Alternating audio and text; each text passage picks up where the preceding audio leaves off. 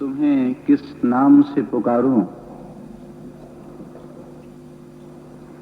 अरूप तुम्हारा कैसे ध्यान धरूं।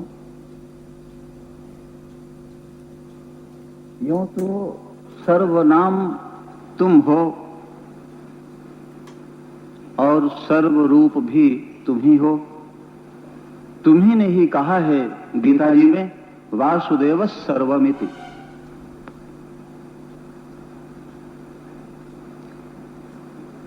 कैसी विचित्र लीला है लीला पुरुषोत्तम तुम्हारी। सर्वाश्रय होकर भी रथारूढ़ बैठे हो कुरुक्षेत्र की संग्राम भूमि में। सर्वज्ञ होकर भी अल्पज्ञ जैसा व्यवहार कर रहे हो। सर्वशक्तिमान होकर भी अल्प शक्तिमान जैसा रूप दिखाते हो। कर्तुम अकर्तुम अन्यथा कर्तुम समर्थ होकर भी कुरुक्षेत्र की संग्राम को न टाल सके। कदाचित इसीलिए कि तुमने कुरुक्षेत्र की धरती को धर्म क्षेत्र बनाना चाहा होगा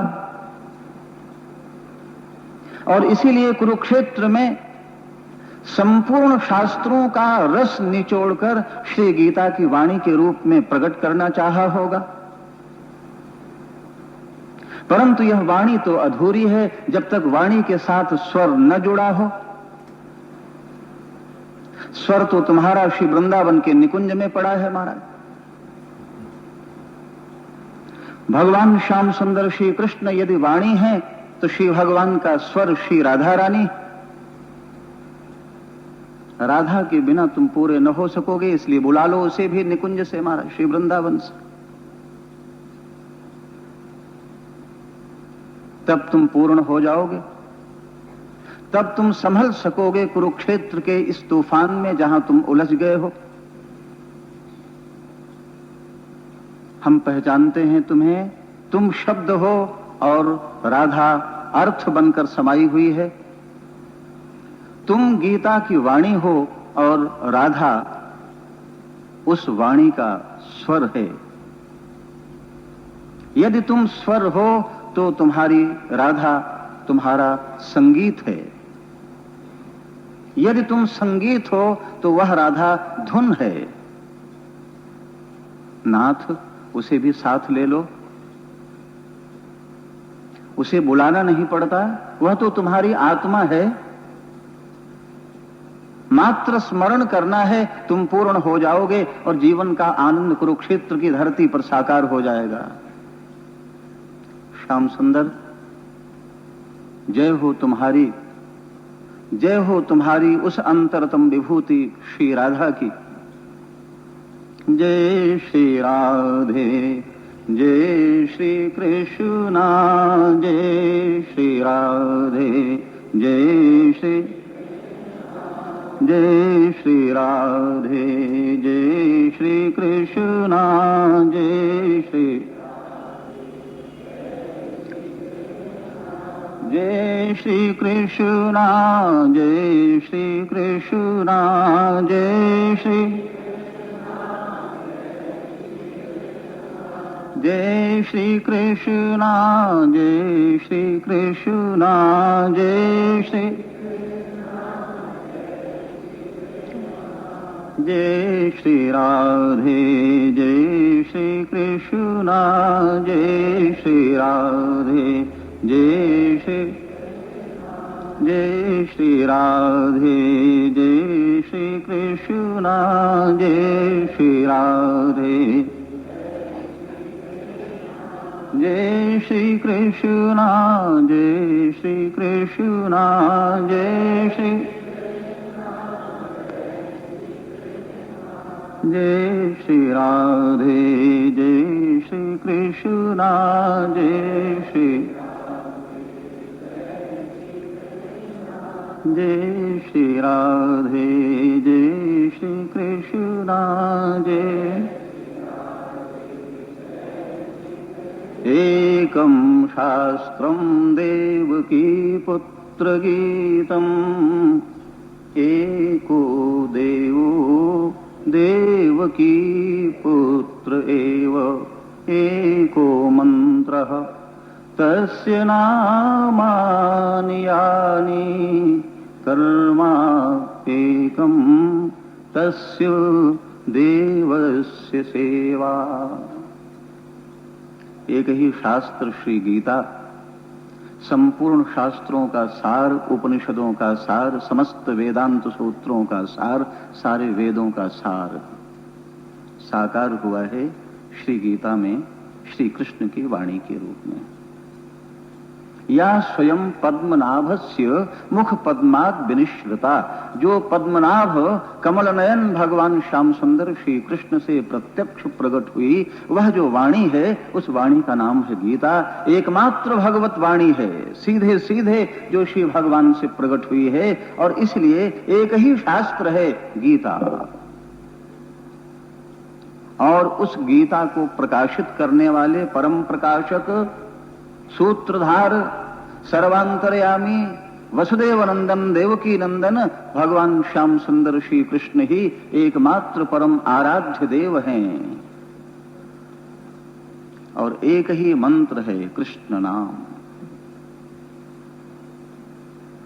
एक ही कर्म है श्री कृष्ण की आराधना। अनंत श्री विभूषित परम पूज्य श्री चरण श्री महाराज जी का आशीर्वाद हमें मिल रहा है। श्री महाराज जी अस्वस्थ होने के बाद भी कृपा करने पधारते हैं। संत कृपा ही करने आता है, संत हमारे बुलाने से नहीं आता, संत किसी दबाव से नहीं आता, वो किसी भय और प्रलोभन से नहीं आता। जब आता है तो कृपा करने आता है। इसलिए महाराज श्री यहां पधारे, अपनी कृपा करुणा वर्षा की, और अपने हृदय में जो भाव श्री गीता जी के माध्यम से हम सब जबलपुर रहने वाले निवासियों को आशीर्वाद के रूप में प्रकट हुआ, उसका आपने आनंद लिया है। श्री महाराज जी के चरणों में कोटि कोटि श्रद्धा प्रणति निवेदन करता हूं। हमारे भक्तजन, हमारी माताएं श्री गीता जी का श्रवण करते रहे दत्तचित्त होकर, स्वभावतः उनके प्रति भी अनुग्रहित मानता हूं। यह आपकी कृपा है।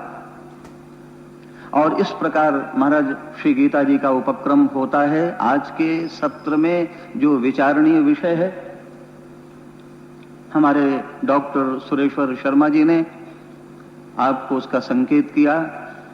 यद यदाचरति श्रेष्ठः तदेवेतरो जनः स यत् प्रमाणं कुरुते लोकस्तदनु वर्तते। महाराज बड़ा कठिन है, अर्थ नहीं, अर्थ तो सरल है, अर्थ तो आप समझ गए होंगे। यत यदाचरति श्रेष्ठः, जो हमारे बड़े बुजुर्ग करें वैसा ही अनुकरण करो। महाराज यही अर्थ है इसका, और क्या है इसमें? कोई बहुत कठिन नहीं है, कोई इसकी बहुत व्युत्पत्ति नहीं करना, इसके कोई तरह तरह के अर्थ में परिवर्तन करने की आवश्यकता नहीं, परंतु बहुत कठिन है। यद यदाचरति श्रेष्ठः तत्तदेवेतरो जनः स यत् प्रमाणं कुरुते लोकस्तदनु वर्तते। जो सबसे बड़ी कठिनाई है यहां पर कि श्रेष्ठ की परिभाषा कैसे करोगे? कौन है श्रेष्ठ? अगर हमको व्यापार करना है, हमको पैसे कमाना है, तो किसी व्यापारी की खोज करेंगे और उसकी दांवपेच सीखना चाहेंगे। हमारे लिए तो वही श्रेष्ठ है महाराज। एक धन अर्जन करने वाले व्यापारी के लिए तो वह व्यापारी ही श्रेष्ठ है। उसकी परिभाषा में गीता का अर्थ निकल आया कि महाराज अमुक उद्योगपति हैं और अमुक व्यापारी हैं, मैं तो उन्हीं को श्रेष्ठ मानता हूं, उनकी कृपा से ही मेरा जीवन चल रहा है। तो व्यापारी श्रेष्ठ हो गया।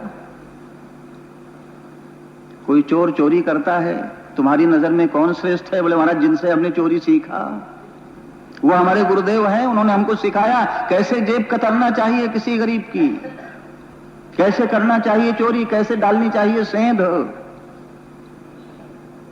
तो वो श्रेष्ठ है महाराज। जैसा वो बताता वैसा करता हूं, जैसा वो करता है वैसा आचरण करता हूं। है ना कठिन बात? सरल नहीं है बात, कहने में तो बड़ी सरल हो गई। कि जो श्रेष्ठ आचरण करते हैं, हमारे अग्रज, हमारे जो महनीय व्यक्ति, ऐसे जो हमारे पूज्यवर हैं, जो आचरण करते हैं, परंतु पूज्यता की परिभाषा क्या होगी, महनीयता की परिभाषा क्या होगी, श्रेष्ठता की परिभाषा कैसे करोगे? और तब इसके पीछे थोड़ा जाना पड़ेगा। कल आपने श्रवण किया है जिस श्लोक को, महाराज योग कर्मसु कौशलम की बात कल आपने सुनी। बड़ा भ्रम होता है इस श्लोक की व्याख्या में, मात्र संकेत चर्चा में करते। कर्मसु कौशलम योग, अगर यह अर्थ ले लिया तो अनर्थ हो जाएगा। इसका अर्थ हुआ जो कर्म में कुशल है वह योग की परिभाषा ये नहीं है, और इस श्लोक में योग की परिभाषा दे भी नहीं गई। नहीं तो हर चोर योगी बन जाएगा, हर नंबर 2 का धंधा करने वाला योगी बन जाएगा, हर बेईमान कुशल योगी कहलाएगा। कर्मसु कौशलम योग यह नहीं है, कर्मसु योग कौशलम, कर्मों में यदि युक्त हो जाए हम, और उस कर्म के राग द्वेष के बीच यदि हम तटस्थ और शांत समरस हो जाएं, तो हमारा जीवन उस कुशलता को प्राप्त कर लेता है।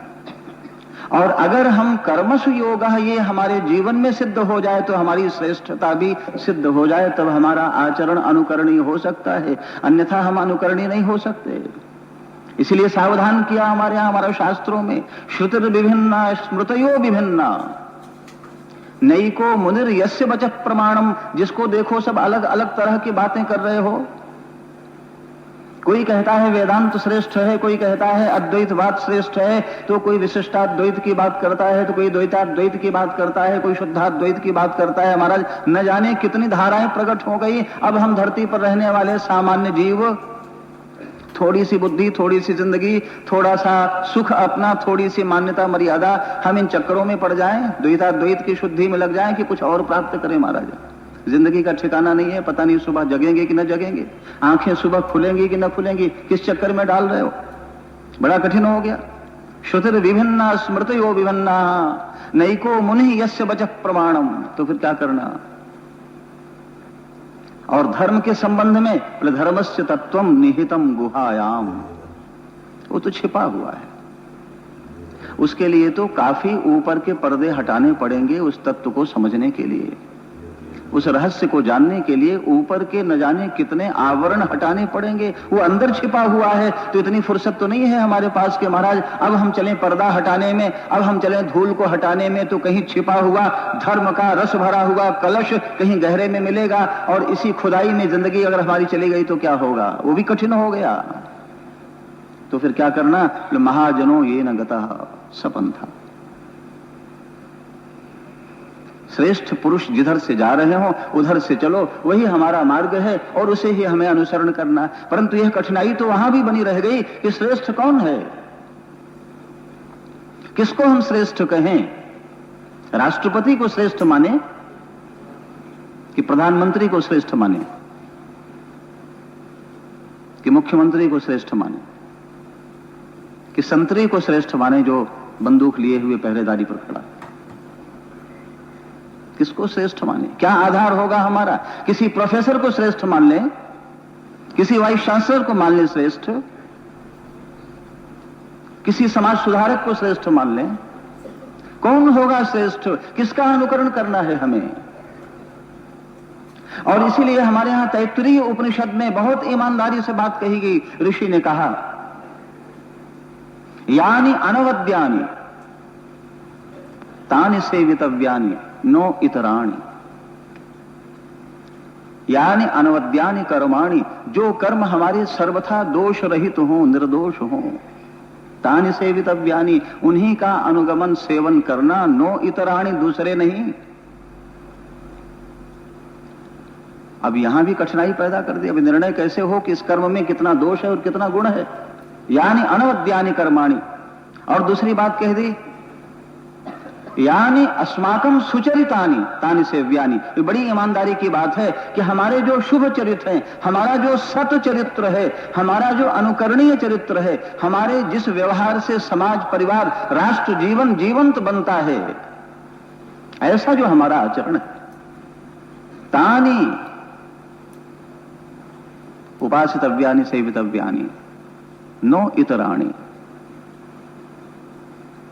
जो हमारा सच्चरित्र है। तो ऋषि भी कहकर शांत हो गए कि महाराज जो हमारा शुभ चरित्र है, जो हमारा सतचरित्र है, जो हमारा राष्ट्र जीवन के लिए प्रेरक चरित्र है, जो हमारे परिवार की समाज की व्यवस्था को सुदृढ़ सुंदर और सुव्यवस्थित कराने वाला चरित्र है, तानि तोया सेवितव्यानि, नो इतराणी, दूसरा नहीं।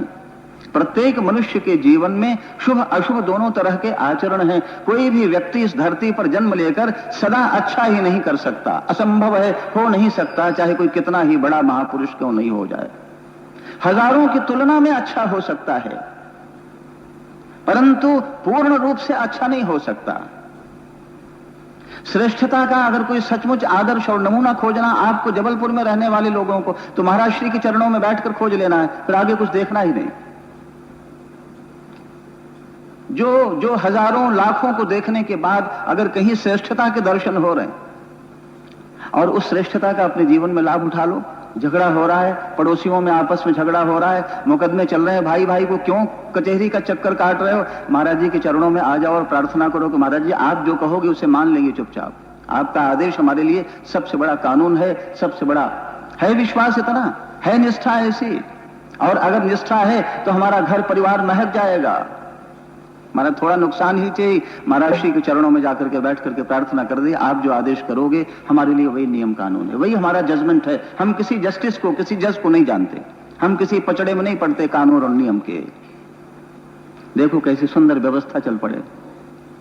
जो श्रेष्ठ जन हमें कह दें वही हमारे जीवन के लिए सिद्धांत बन गया। जो श्रेष्ठ जनों का आचरण हो गया वही हमारे लिए शास्त्र बन गया, वही हमारे लिए धर्म बन गया। इस अन्यथा धर्म तो गुहा में पड़ा हुआ है, धर्म तो गहन गुफा में पड़ा हुआ है और उसके बाहर बहुत अंधेरा है। संपूर्ण अंधकार को विदीर्ण कर जब हम अंदर प्रवेश कर सकेंगे तो ही धर्म का साक्षात्कार हो सकेगा, अन्यथा बड़ी कठिनाई आ जाएगी। तो ऐसे जो महाजन हैं, ऐसे जो श्रेष्ठ जन हैं, ऐसे जो अर्चनीय वंदनीय संत जन हैं, उनके चरणों में बैठे। परंतु ऐसा नहीं है। चोर के लिए श्रेष्ठ कोई दूसरा है, व्यापारी की परिभाषा में श्रेष्ठ कोई दूसरा है, सामाजिक जीवन और नाना प्रकार के अन्य कार्यों में लगे हुए लोगों के लिए, कर्मकांडियों के लिए आदर्श कोई दूसरा है, उनके लिए श्रेष्ठ कोई दूसरा है। तो एक कैसे प्रमाण बनेगा कि कौन श्रेष्ठ है और किसका अनुसरण हम करेंगे महाराज? और इसीलिए श्रेष्ठ वह हो सकता है जिसको कर्म करना ठीक तरह से आ गया, वही श्रेष्ठ हो सकता है। और जिसको ठीक तरह से कर्म करना आया है वह राग और द्वेष से सर्वथा तटस्थ हो जाता है। राग मिटा नहीं देता, मिट सकता नहीं है, यह गलतफहमी हमको नहीं पालना है कभी। राग नहीं मिट सकता, द्वेष नहीं मिट सकता, राग और द्वेष के प्रति हम तटस्थ हो सकते हैं। इसलिए कि राग द्वेष को मिटाना असंभव इसलिए है क्योंकि प्रकृति त्रिगुणात्मिका है, सत्वगुण रजोगुण तमोगुण हमारे शरीर में भरा हुआ है, हम उसे निकाल नहीं सकते। और जब वह निकलेगा नहीं तो राग होगा ही, द्वेष होगा ही। परंतु एक काम हो सकता है, राग भी है और द्वेष भी है और हम दोनों से तटस्थ खड़े हैं। नदी बह रही है, एक तट है राग का, दूसरा तट है द्वेष का, धारा के बीच में हम खड़े हो गए। इस तट से भी बच गए और उस तट से भी बच गए। तट हैं परंतु तट के प्रभाव से बचकर आनंद की धारा में निमग्न हो गए। ये तटस्थता हमारे जीवन में आ जाए तो बात बन जाए। इसलिए श्री भगवान को इसके पहले अर्जुन को कहा कि अर्जुन कर्मसु योगः, पहले कर्म के बीच, पहले राग द्वेष जो दो किनारे हैं उनके बीच तटस्थ तो हो जाओ तो बात बन जाए। और इसीलिए श्री भगवान ने कहा गेह स नित्य सन्यासी यो न द्वेष्टि न कांक्षति निर्द्वंदो ही महाबाहो सुखम बंधात प्रमुच्यते। आपने इसका विवेचन भी कल सुना है, उसकी हमें आवृत्ति नहीं करना। इसलिए कर्म करना अगर हमको आ जाए तो हमारी श्रेष्ठता, हम समाज के लिए अनुकरणीय हो सकते हैं। हमको कर्म करना नहीं आया, कर्म का जाल फैल गया हमारे यहां महाराज। कर्म साधारण किया है, हम लड़े हैं, युद्ध किया है, मरे हैं, मारा है, चोरी की है, लूट मारी, डकैती डाली, व्यापार किए, नंबर 1, नंबर 2, नंबर 3, न जाने कितने नंबर लगा लिए, पढ़ाइयां की हैं, डिग्रियां ले ली हैं और एक के बाद एक उपाधियां बढ़ती चली गई, पुलिंदा इकट्ठा होता चला गया, परंतु सब कूड़ा और कचरा है। ये थोड़ी रोजी रोटी के सिवा हमारे जीवन की शांति नहीं दे सकता, हमारे जीवन का आनंद नहीं दे सकता। चाहे बड़ा मकान बना लो, चाहे बढ़िया कार और नौकर रख लो, ये पढ़ाई, ये ज्ञान, ये जो कुछ भी है, क्यों बोले सारा कुछ बिजनेस ओरिएंटेड एजुकेशन हो गई है, पीस ओरिएंटेड नहीं है, शांति के लिए शिक्षा नहीं है। लोग कहते हैं महाराज इतना सारा कुछ शांति नहीं मिलती, क्यों मिलेगी शांति? शांति मिल नहीं सकती, क्यों बोले शांति के लिए कोई शिक्षा ग्रहण ही नहीं किया है। सारी शिक्षा तो बिजनेस के लिए, सारी शिक्षा रोजी रोटी के लिए, सारी शिक्षा नौकरी के लिए और या फिर सम्मान के लिए, इज्जत के लिए, अपने गले में फूलों का हार पहनने के लिए। तो जिस लिए शिक्षा पाई वो मिल रही है, नौकरी मिल गई, सम्मान मिल गया, अभिनंदन पत्र एक के बाद एक पढ़े जा रहे हैं, गले में फूलों का हार आ रहा है, लोग जय जयकार कर रहे हैं, मिल गया। शांति बोले शांति बिल्कुल अलग है, उसका इससे कोई नाता नहीं है। आपके पास कितनी डिग्री है, आप कितने बड़े तत्वज्ञानी, वेदांती और उपनिषद के भाष्यकार हो गए हैं, आपने कितने ब्रह्मसूत्र के विवेचन कर डाले, इससे कोई लेना देना नहीं है। शांति वहां नहीं मिलती। इसलिए श्री भगवान ने कहा अर्जुन को कि अर्जुन जो भी कर्म करो, कर्म कुछ भी हो, सीखो कि कैसे कर्म करना चाहिए। निर्णय तो बाद में होगा कि कर्म क्या है और कैसे, पहले तो कर्म करना आना चाहिए हमको। और अगर हमको कर्म करना आ गया तो हमारे व्यक्तित्व में श्रेष्ठता अपने आप प्रवेश कर जाती है। इसलिए कर्म करना सीखो। कैसे करना? युद्धस्व विगत ज्वरः, छोटा सा सूत्र आया भगवान कृष्ण का और बहुत काम की बात कह गए। युद्धस्व, लड़ो। लड़ो माने कोई कुरुक्षेत्र के युद्ध की बात नहीं चल रही है। जो जहां अपने घर गृहस्थी में हो, माताएं अपने रसोई में भोजन बनाएं, यह भी एक युद्ध है। व्यापारी अपनी दुकान में बैठा हुआ, यह भी एक युद्ध है। उद्योगपति अपने किसी व्यापार बिजनेस में, फैक्ट्री में बैठा हुआ, यह भी एक युद्ध है। कोई प्रोफेसर पढ़ाता है छात्रों के बीच में, युद्ध माने कर्म संपन्न हो रहा। युद्धस्व, कर्म करो जो जहां है, जिसको जो अलॉट कर दिया गया। अलॉट करने वाला तो ऊपर बैठा हुआ है, या वो हमारे जन्म जन्मांतरों के प्रारब्ध हैं जो हमको विवश करके वहां ले जाते हैं कि चलो तुम्हारी नियत यह है। अब हमको कोई कह दे कि महाराज चलो दुकान संभालो, थोड़ा सामान तौलो, तो गड़बड़ हो जाएगा सब, वो तो कंगाल हो जाएगा गरीब। जो हमारे जैसे आदमी को दुकान में बैठा ले, जिसको कुछ होश नहीं रहता, रोज जिनको मिलते हैं उन्हीं को नहीं पहचान पाते, समय आने पर बड़ी गड़बड़ हो जाती है, लोग दुखी हो जाते हैं। आपने नहीं पहचाना और क्षमा मांगने के सिवा हमारे पास कोई उपाय नहीं। और भगवान की ऐसी कृपा कभी हो जाए कि किसी को न पहचानो तो केवल एक को पहचानो, सारी पहचान समाप्त हो जाए तो जीवन धन्य हो जाए। जब तक दुनिया को पहचानता रहूंगा, जब तक दुनिया के लोगों को पुकारता रहूंगा, तब तक उसे न पुकार सकूंगा, तब तक उसे न पहचान सकूंगा, तब तक जीवन में तनाव होगा, अशांति होगी। धीरे धीरे ऐसा जीवन में आता चला जाए कि सब छूटता चला जाए, सब भूलता चला जाए, सब शून्य होता चला जाए, केवल एक ध्यान रह जाए, एक नाम याद रहे, एक रूप ध्यान में रहे, केवल एक शेष बचे, बाकी सब समाप्त हो जाए। और इसलिए भगवान श्री कृष्ण ने यह बात कही अर्जुन को कि मुझ एक को संभाल लो अर्जुन, माम एकम शरणम ब्रज, मुझ एक को छोड़ दो सब। ये पत्नी, ये पुत्र, नाते, रिश्ते, मान, पद, प्रतिष्ठा जितना भी है, ये शरीर में सम्मान, मान, अपमान, यश, कीर्ति, अपयश जो भी है, धन, धर्म, कर्म जो भी है, सब छोड़ो। सर्वधर्मान परित्यज्य, सब छोड़कर आ जाओ और माम एकम, मुझे एक को संभाल लो, जीवन धन्य हो जाएगा। वह एक शेष बचे जीवन में महाराज, कभी ऐसा हो भगवत कृपा से संत जनों के चरणों में बैठकर कभी ऐसे सौभाग्य का अनुभव पाने का अवसर आ जाए जीवन में कि वह एक शेष रहे।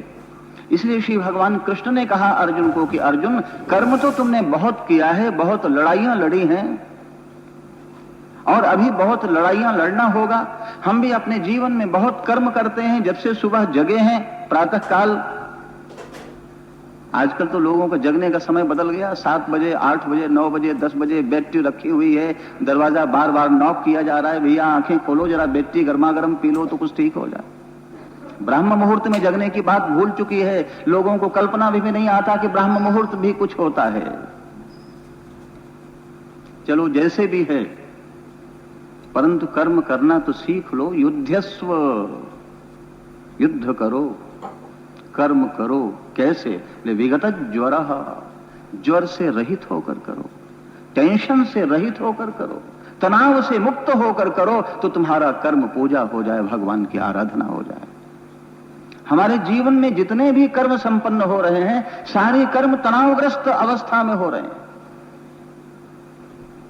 तनाव क्यों है? तनाव इसलिए है कि हम कर्म करते तो हैं, परंतु नजर हमारी फल पर टंगी हुई है कि पता नहीं क्या होगा, कल क्या होगा। परीक्षा आज दे रहे हैं, परंतु चिंता के मारे चेहरा बुझा जा रहा है, पता नहीं कहीं फेल ना हो जाऊं। अरे क्यों चिंता करते हो? रिजल्ट आएगा 2 महीने बाद, पता नहीं इस धरती पर रहूंगा अपना रिजल्ट देखने के लिए कि न रहूंगा। आज कर्म कर रहे हो, पूरे मनोयोग से करो, कर्म जीवन का आनंद बन जाएगा।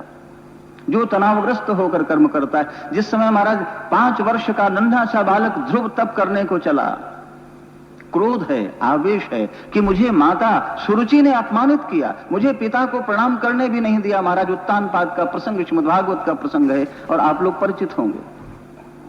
माता विमाता के अपमान से दुखी और मुखाकृति पर आवेश, तमतमाया हुआ चेहरा।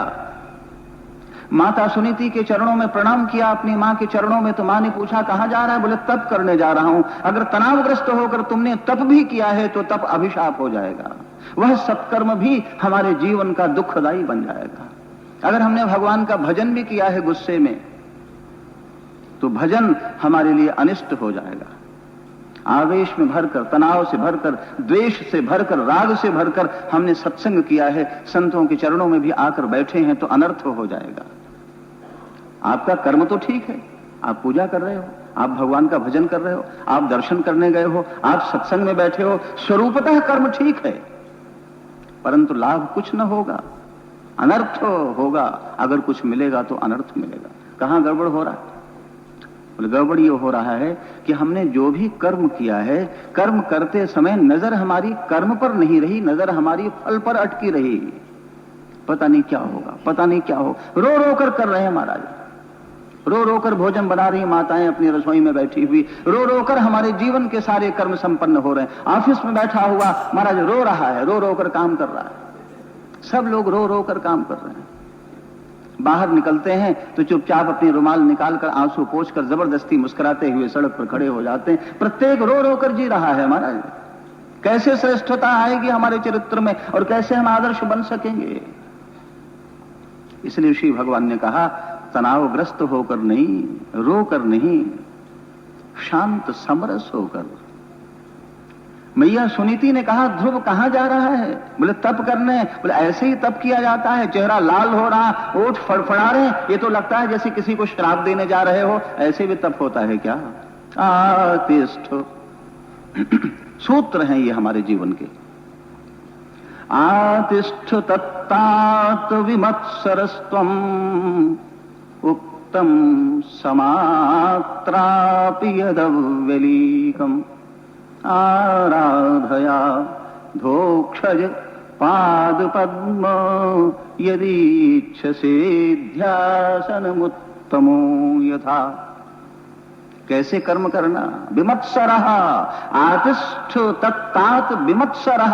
मात्सर्य से भरकर कर्म करोगे तो तुम्हारी तपस्या भी आसुरी हो जाएगी। हिरण्यकश्यप ने भी तो तप किया है, 1000 वर्षों तक दिव्य तप किया है। सुमेरु पर्वत पर बैठा हुआ, सारा शरीर महाराज मांस एक एक टुकड़ा चींटियों ने चाट लिया है।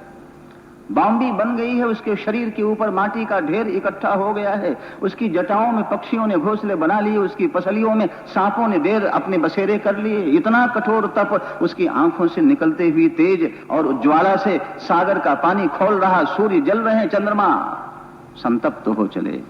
इतना कठोर तप, परंतु ये तप अभिशाप बन गया हिरण्यकश्यप के लिए। सोच रहा था अमर बन जाऊं और अपने मारने के ही जो कुछ मांगा वो सब अपनी मृत्यु का ही साजो सामान मांगता चला गया। अब वो बात हमें नहीं कहनी यहां पर। इसलिए महाराज 5 वर्ष का बालक ध्रुव और केवल 5 महीने के तप में श्री भगवान बैकुंठनाथ के बैकुंठ को भी पराजित करने में समर्थ हो गया। क्या विशेषता आ गई? बोले मात्सर्य से मुक्त हो गया, माता सुनीति की प्रेरणा से कि क्रोध में नहीं, तमतमा कर नहीं, टेंशन में नहीं, प्रसन्नता पूर्वक जाओ, मुस्कुराते हुए जाओ। मुस्कुराहट और प्रसन्नता कब आएगी? बोले जब तुम अपनी विमाता सुरुचि के चरणों में मस्तक रखोगे। मेरे कहने से नहीं, अपने अंदर झांक कर, देख कर, श्रद्धा भाव जगाकर सुरुचि के चरणों में, जिसने तुम्हारा हाथ पकड़कर नीचे पटक दिया, जिसने तुम्हें अपमानित किया, जिसने तुम्हें धक्के दे दिए, जिसने तुम्हें धिक्कारा, फटकारा, जाओ उसका आशीर्वाद लो और मुस्कुराते हुए मेरे पास आओ। तो छोटा सा बालक 5 वर्ष का माता